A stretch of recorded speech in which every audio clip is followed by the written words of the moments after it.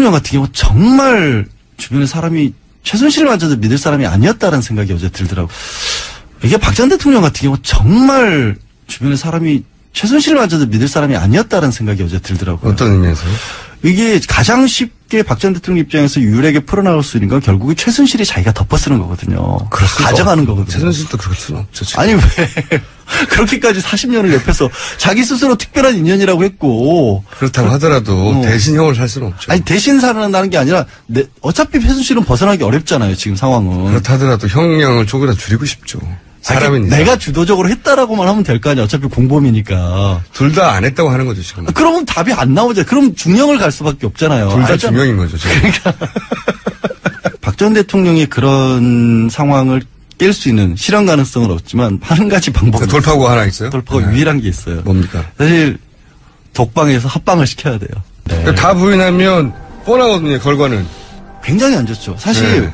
가장 큰 부분이 뇌물죄 같은 경우는 법리가 복잡하기 때문에 어떻게든지 한번 싸울 만하다라는 생각을 가질 분이 나타날 법도 하거든요. 네. 그리고 이게 뭐 좋다 나쁘다를 떠나서 변호사로서는 어마어마한 일이긴 해요. 전직 그렇죠. 대통령을 변호를 한다는 게 큰 사건에서 문제는 이게 바뀌어야 되는데 변호인단이 할 일이 없어요. 이렇게 안 바뀌면. 지금 상황에서는 어느 정도 받아들일 부분이 나와야 우리가 뭐를 다투겠다, 뭐는 인정하자 이렇게 가는데 태도가 안 바뀐다는 변호사 거예요. 업계에서의 그 중평은 어떻습니까? 그러니까 이런 상황 이런 섭외가 들어왔을 때. 네. 그러니까 말씀드린 것처럼 바뀌어야 우리도 작전을 짜볼 수가 있는데 이 지금의 태도를 그대로 유지하는 상태에서는 의미가 없다 들어가는 게. 그러니까 뭐 할 게 없잖아요. 할 수 있는 게 없잖아요. 네. 다 부인하고 있는데. 그러니까 다 부인하면 뻔하거든요. 결과는. 굉장히 안 좋죠. 사실 가장 큰 부분이 뇌물죄 같은 경우는 법리가 복잡하기 때문에 어떻게든지 한번 싸울 만하다라는 생각을 가질 분이 나타날 법도 하거든요. 그리고 이게 뭐 좋다 나쁘다를 떠나서 변호사로서는 어마어마한 일이긴 해요. 전직 그렇죠. 대통령을 변호를 한다는 이렇게 큰 사건에서 그렇죠. 법리적으로 어디서 다툴 것인가. 그러니까 박근혜 전 대통령에 대한 정치적 지지 여부나 호불호를 다 떠나서 예전에 그 대우가 청산되는 과정에서 세계적인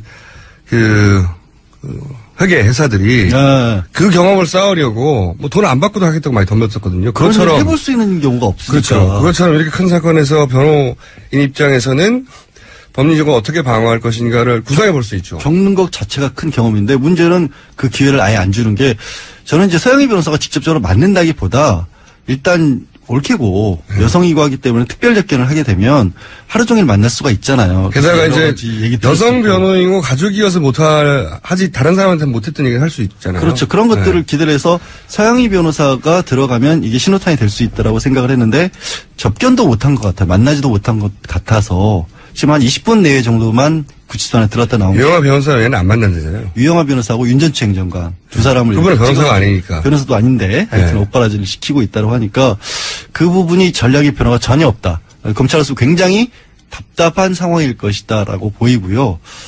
어제 수사 같은 경우는 뭐 다들 언론에도 많이 나왔지만 뭐 수사실을 따로 만들어가지고 원래 직원들이 사용하던 공간을 개조를 해서 책상만 있으면 되니까 책상하고 노트북만 있으면 되니까 한홍재 부장검사 들어갔고 여성 수사관 한 명 들어갔고 보조하는 검사 들어갔고 얘기 드린 대로 유영하 변호사만 옆에서 앉아서 대동을 했다라고 해요. 근데 이 부분도 문제가 그런 부분을 조금 헷갈리시는 것 같아요. 그 변호사를 9명을 선임을 했다고 하니까 9명이 굉장히 많이 선임한 거는 맞아요. 근데 보통의 경우 큰 사건은 팀 단위로 선임을 하는 거거든요. 그렇죠. 사실은. 맞습니다. 그러니까 유명한 변호사라고 하는 사람이 혼자 다를 일을 하는 게 아니라 변호사 혼자 절대 커버할 수가 없죠. 그렇죠. 그 사람이 있고 뭐 법리 검토하는 밑에 보조하는 변호사가 있고 판례들을 찾아본다거나 아니면 사면들을 검토하거나 이렇게 팀 단위로 이루는데 그 전에도 이미 9명이 뿔뿔이 변로를 했던 것 같아요. 각자 제대로 회의도 안 되고. 저는 헌재 때도 그랬지만 헌재 때도 보면 헌재 참여했던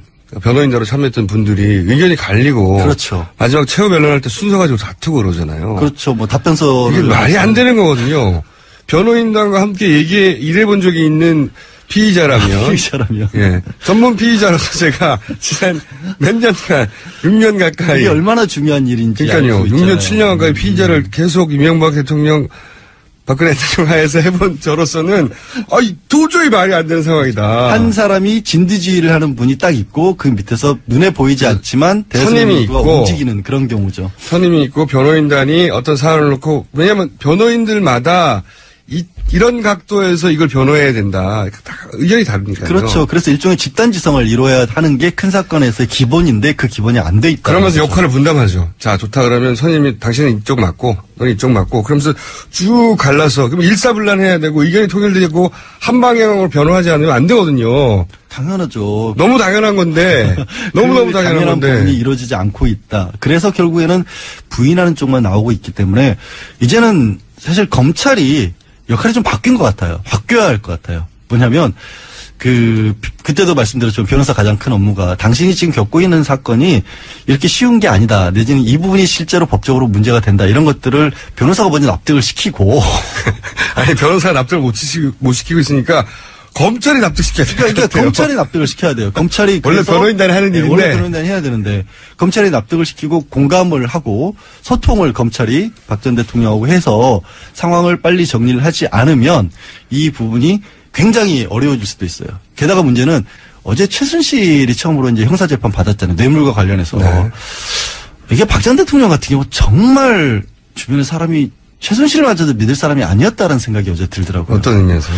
이게 가장 쉽게 박 전 대통령 입장에서 유일하게 풀어나갈 수 있는 건 결국에 최순실이 자기가 덮어쓰는 거거든요. 가져가는 거거든요. 최순실도 그럴 수는 없죠. 지금. 아니 왜 그렇게까지 40년을 옆에서 자기 스스로 특별한 인연이라고 했고 그렇다고 하더라도 대신 형을 살 수는 없죠. 아니 대신 살아난다는 게 아니라 어차피 최순실은 벗어나기 어렵잖아요. 지금 상황은. 그렇다 하더라도 형량을 조금이라도 줄이고 싶죠. 사람이니까. 내가 주도적으로 했다라고만 하면 될 거 아니야. 어차피 공범이니까. 둘 다 안 했다고 하는 거죠 지금. 그러면 답이 안 나오죠. 그럼 중형을 갈 수밖에 없잖아요. 둘 다 중형인 거죠 지금. 그러니까. 딜레마인 거죠 지금. 그러니까 오늘 아침에 한 언론사에서 이제 안종범 수석의 56건 수첩 중에 두 번째로 뽑아냈던 39건 수첩을 입수를 해가지고 그 내용을 또 공개를 했더라고요. 네. 그걸 보면 안종범 수첩에 얼마만큼이나 박 전 대통령이 삼성도 그렇고 정말 빙상 승마 정유라와 관련된 부분을 정말 꼼꼼하게 적어놨더라고요. 실록이에요. 실록. 그러니까 네. 그게 결국에는 이주영 부회장의 영장을 그걸로 인해서 떨어졌다는 게 명확해 보이는데 똑같은 얘기가 박 전 대통령 그대로 적용될 수밖에 없거든요. 네. 그런 상황에서 왜 이렇게까지밖에 못 막느냐. 왜 안종범 수첩 같은 경우 다른 재판에서 이미 다른 변호인들한테 다 입술에서 봤을 거라고요. 유영하 그렇죠. 변호사도 알 거 아니에요. 왜 내가 화를 내고 있지? 그건 모르겠습니다. 아니, 변호인으로서, 그러니까 소위 변호사로서 전문가적인 관점에서 봤을 때 너무 답답한 피의자인 거죠, 지금. 그렇죠. 네. 그래서 돌파구가 뭐 있을까? 지금까지는 제가 보기에는 없어요. 이렇게 해가지고는 어떻게 합니까? 그냥 제가 보기에는 검찰이 너무너무 유리한 상황이에요. 검찰이 기소한다고 반드시 죄가 되는 건 아니라는 말이죠. 그렇죠. 다퉈야 되는데 이렇게 전면 부인하면 사법부에서 검찰이 기소한 것에 대한 친밀성을 더욱 확고하게 만들어준단 말이죠. 이게. 다른 걸로 다투는 게 없으니까. 그러니까 네. 반대 증거가 나오는 것도 아니고 반대 법리가 나오는 것도 아니고. 주장밖에 없잖아요, 주장. 최순실이 나오는 게 그거죠. 서로 이제 공모를 했다라고 하는데 우리가 짰다는 증거를 대봐라. 이런 식으로 나오고 있거든요. 그래서 네. 재판에서 박근혜 전 대통령도 증인으로 불러달라. 이런 얘기를 하고 있는데 그 짰다라는 게 누가 서로 나와서 안 짰다고 말하는 걸. 그러니까. 그게 증거가 되나요? 그게 말이 안 되는 얘기인데 그런 거밖에 안 나오고 있다는 거예요. 너무 답답해요. 그러니까 상황 인식을 못 하고 있다는 거고. 네. 아니 근데 이렇게 말을 다 하는 분이 책을 왜 써요? 나 진짜. 하루 종일 온종일 여기저기 방송 나가서 하고 싶은 말 다 하고 하는 사람이 어떻게 책을 쓸 게 남았나요 아직도? 작가로서의 활동 영역은 그렇게 달라요. 말하고 싶은 게 많아요? 영역이 다르다고요. 이번 책은 어떤 영역입니까? 아니, 책 대상이. 아동 아니 제목 말고. 제목 말고 네. 동화책이에요. 동화책. 동화책? 동화 작가예요. 정신세계에는 맞겠군요. 본인의 정신세계에는. 아니, 동화책을. 순수하니까. 거의 이제. 어른이 있는 동화책입니까? 아니면 진짜 어린이들. 진짜 어린이를 대상으로 하는. 어린이들을 위해서. 그러니까 어린이의 눈높이에 맞춰서 어린이가 이런 걸 좋아하지 않을까 하는 동화를 쓴 거예요? 그렇죠. 절대 안 팔리겠네요. 왜 또? 종편에서 이렇게 험악한 얘기를 하는 분이 애들한테 동화를 써가지고 어떻게 잘 팔립니까, 그게? 제가 마음이 순수하다는 걸 아직도 말도 못 안 되는 느끼세요. 책이네요. 근데 하려던 얘기가 있었는데 지금 이게 정말 황당한 얘기긴 한데 박 전 대통령이 그런 상황을 깰 수 있는 실현 가능성은 없지만 한 가지 방법이 돌파구가 하나 있어요? 돌파가 네. 유일한 게 있어요. 뭡니까? 사실 독방에서 합방을 시켜야 돼요. 다른 사람들. 현실 세계로 현실 내려와라. 세계로 들어와야 돼요. 네. 그러니까 그 안에 있으면서 6명, 7명하고 있고 그렇게 되면 혼자만의 가둬져 있는 세계 있잖아요. 여태 뭐 그 주변 사람들에게도 진면목을 안 보이고 정말 가까운 인간적으로 탁 터놓고 자연인 대 자연인으로 이런 일이 벌어졌다고 말해줄 사람이 지금까지 단 한 명도 없는 것 같아요. 없죠. 네. 그러니까 그거를 깨지는 기회를 본인은 고통스러울지 모르지만 네. 그 방법만이 저는 사실 유일한 방법이고 인간적인 면에 있어서 가능성이 약 3% 정도 봅니다.